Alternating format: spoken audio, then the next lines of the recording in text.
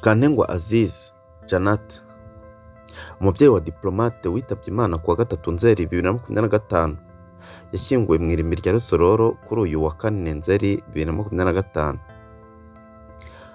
Uyu mubyeyi yitabye Imana ku mugoroba wo kuwa 3 Nzeri 2025, ikiriro cye cyabereye Kabeza Samuduha, mu gihe mu gitondo cyo kuri uwa 4 Nzeri 2025 yasezeweho bwa nyuma anakorerwa amasengesho muri The Golden Village mu Busanza. Isaa 9 z'amanywa nibwo abo mu muryango wa nyakwigendera, inshuti n'abavandimwe barimo abahanzi bake cyane i Rusororo bari gushyingura uyu mubyeyi.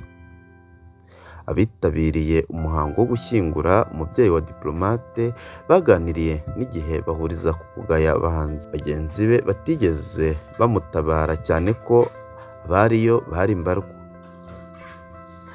Diplomate cyangwa DPG ni umwe mu baraperi bafite izina rikomeye mu Rwanda, yamenyekanye mu ndirimbo nka Kure y'Imbibi, Umucakara w'ibihe, Indebakure, Umunsi Ukeye n'izindi nyinshi.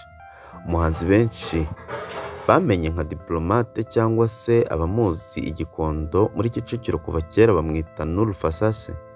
Ni umuraperi uri muri bake beza bamaze igihe bakora umuziki mu Rwanda, ndetse iyo benshi bashaka kumva indirimbo zikangura ibitekerezo biyambaza imirongo ye. Abazi bya hip hop bamwe bashobora no kumushyira mu gatebo kamwe n'abaraperi bakora umuziki ukora mu mitima ya benshi ndetse ukitsa ku bibazo byugarije rubanda.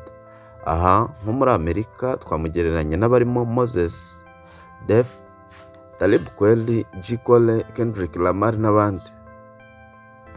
Niba ari ubwa mbere ugeze aha ngaha, ndagusaba gukanda subscribe kugira ngo tujye tujyana mu biganiro bya buri munsi ndetse n'amakuru agezweho.